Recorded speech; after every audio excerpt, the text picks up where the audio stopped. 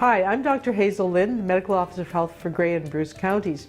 Today we're going to talk about influenza and particularly influenza immunization. Why is this an important thing? Well, the National Advisory Committee for Immunization is recommending it for all healthcare workers as they feel it is part of the duty of care to a patient to prevent the spread of influenza to them.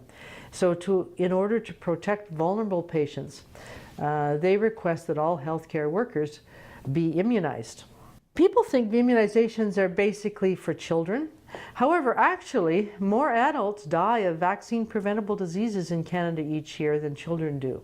More than 4,000 deaths per year, about 1,500 to 4,500 from influenza, 500 from pneumococcal disease, and about 500 from hepatitis B. These are all preventable diseases that adults can get. It is a big burden of illness on hospitals. Of looking after influenza admissions, about 40,000 a year, and about 1,500 hepatitis B admissions. These are preventable diseases. So what are the benefits for you as staff of a healthcare facility being immunized? Number one is the prevention of illness and mortality among your own residents, and this has been well proved in many different studies. It is the protection that you bring as their caregivers that protects them. The other thing that is a benefit, it decreases the amount of sickness and illness among the staff, so you have less trouble with people being away from work, and also you don't suffer the illness yourself. Now, what are the benefits to the elderly? And this is where, especially in long-term care facilities, reduces total mortality in an organization if the staff is immunized by 17%. And it's up to 60% effective in preventing disease within the residents, particularly associated with admission to hospital and pneumonia. And altogether, it's 80% protective of the person dying in the long-term care facility related to influenza.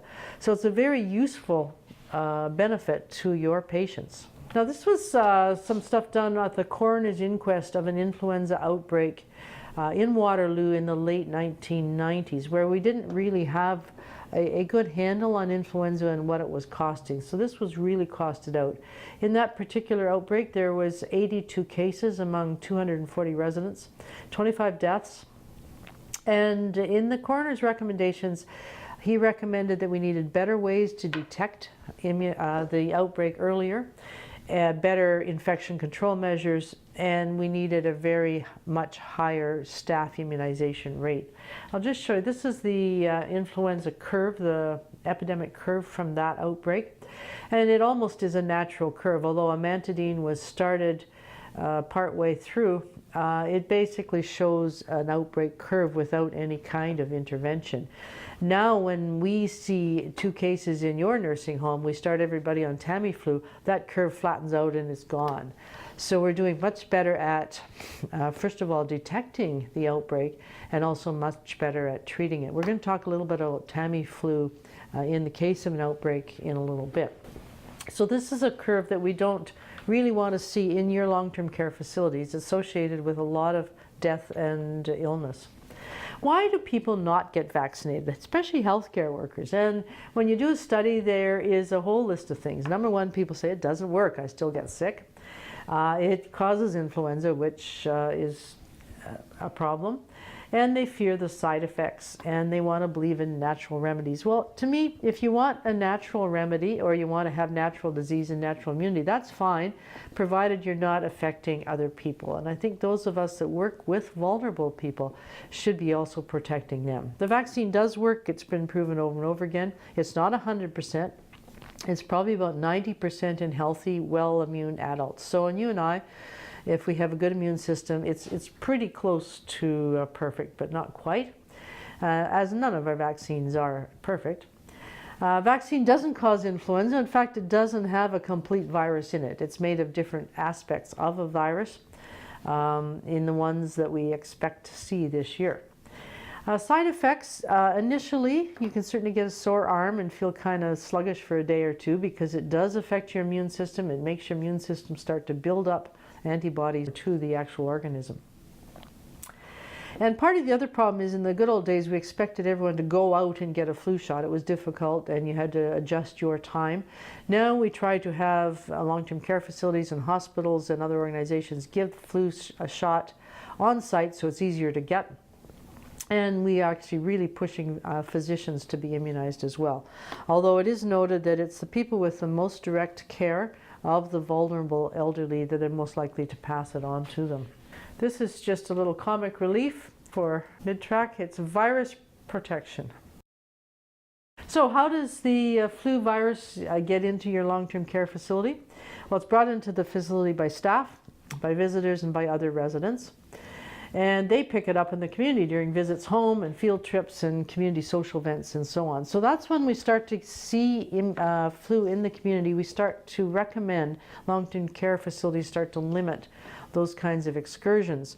We know usually a couple weeks ahead of time that the flu is going to be in our community, and we see that by the odd cases in emerge that get positive, and then we start to see the absentee rate in the schools increase.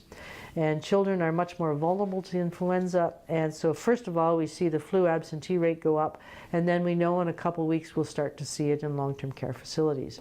So we will send out warning as soon as we get those other cases, so you will know that the flu is in the community. Then you can start to limit some of the field trips by visitors who are vulnerable. You can ask visitors to be immunized before they come into your facility, and you of course can be immunized and prevent the spread to your vulnerable patients. Influenza is passed really easily, and people often say, well, how did I get it? Well, it goes through the air by people coughing and sneezing on you, so that's an important thing to avoid. If you're sick, don't go to work. The other thing is by touching surfaces where the virus is sitting, and then touching your nose and your mouth. And so how careful do we have to be with that? Well, you are communicable, or you will pass the virus on a day or so ahead of being sick. So that's a problem. You don't even know you're sick yet when you're actually sending the virus out. And you will be communicable for about 3 to 5 days afterwards. People of any age can get the influenza, and particular children are vulnerable. So that's why we see it in schools initially. This is a hardy virus. It survives on your unwashed hands for about 5 minutes, on tissues and clothing and other such things 8 to 10 hours, on tables and telephones for 2 days. So this is a pretty hardy virus. If you're sharing a telephone use with somebody else, it's really important to have wipes nearby and be able to wipe that telephone off so you don't pass it that way. And people often say, well, I had the flu. And you ask them about their symptoms, and it's pretty clear they didn't. So what is the flu and what is a cold? Basically, fever. Colds, you seldom get much of a fever. With flu, you get a sudden and fairly significant fever, particularly in a well-immuned person. Now, in the seniors, it won't be as high, but you will get fever. A headache is common.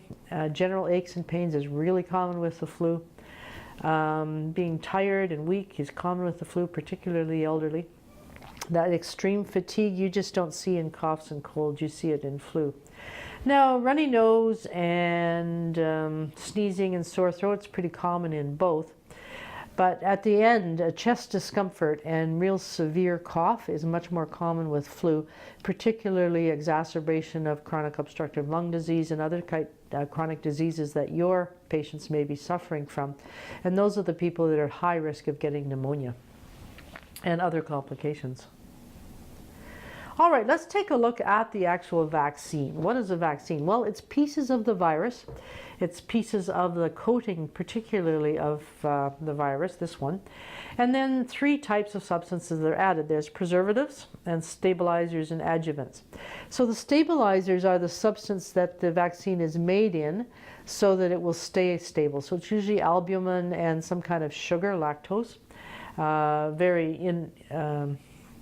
Unlikely to cause reaction in us. Then there's adjuvants, and those are given to actually wake your immune system that this is a really important thing to pay attention to. And we do use adjuvants, particularly in Fluad, which is the immunization we give to seniors over 65 because it improves their immune response. So Fluad is the only one that we have presently this year that has an adjuvant in it. The adjuvant is usually a salt of some sort, and this is an aluminum salt in Fluad. Last thing is a preservative, and that's to keep bacteria and funguses from growing in the actual media because it's got albumin and sugar in it, and protecting you from anything that might be injected into you. Now there's different types of preservatives, and usually they're neomycin, which is a type of antibiotic and antifungal drug, a very small amount. In the multi-dose vials, it is a ethyl mercury substance that's used in the flu vaccines and in hepatitis B vaccines, and that is important for the virus ones.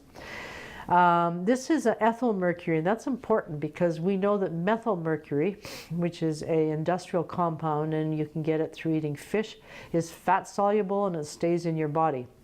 Ethyl mercury is a water soluble and it's passed out. It's been used for 7 decades in vaccines, and it has been proven over and over again that it is safe and doesn't cause disease in us.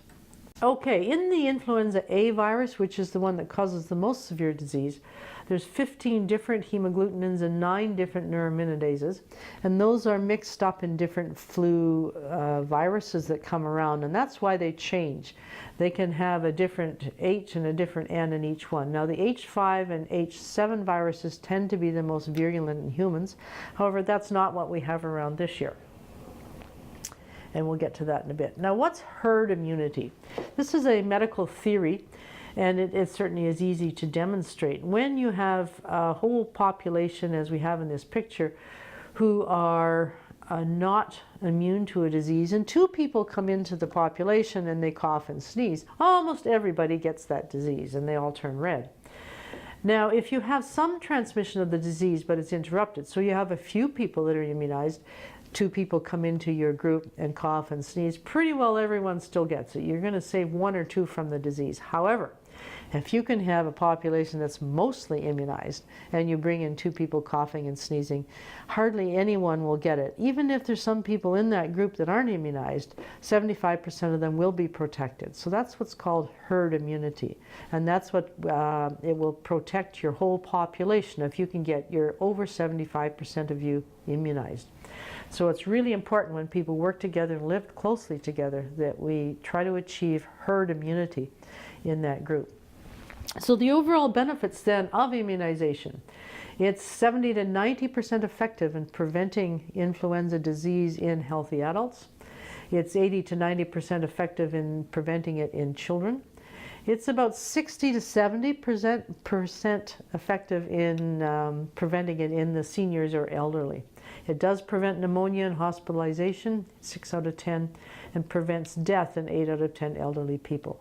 So it's really a useful process to go through this in the wintertime rather than have people suffer and be ill. Okay, the top reasons then for getting the flu shot, because flu will affect everybody. Flu shot will protect you from getting the flu. It's safe. If you have a child under 5 or you're looking after seniors, you can provide them the protection by making sure you don't pass it on. If you're pregnant or thinking of getting pregnant, you should be immunized to protect your pregnancy and yourself. Getting the flu shot is part of a healthy lifestyle for everybody. Is nasal spray a new way of delivering flu vaccine? If so, is it as effective as a needle? Is it available locally? Flu mist is available. It's been licensed in Canada now for about 3 years. It is very effective, particularly in the under 5s. It is recommended by NACI to be used in kids under 5. It's not supported by the government at this point, so you'd have to pay for it. It's about $25 a dose.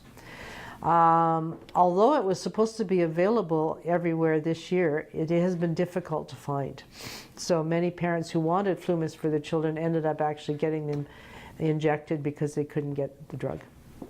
It will be less effective in adults and in seniors in the studies. So at this point, it's highly recommended for children. The Public Health Ontario website indicates that the flu vaccine is the same this year as it was last year. Do I need to be re-immunized? The 3 components of last year's are the same as this year, and then there's one added B. Because we had a late B last year and it looked like it was going to switch over to this Massachusetts strain. So there's one new strain in it, but other than that, it's the same. Most people's immunity to the vaccine lasts for about 6 months. Some people are really good and they'll last for a year. Other people are less good and they only last for 3 or 4 months. So we do recommend that everybody be re-immunized each year.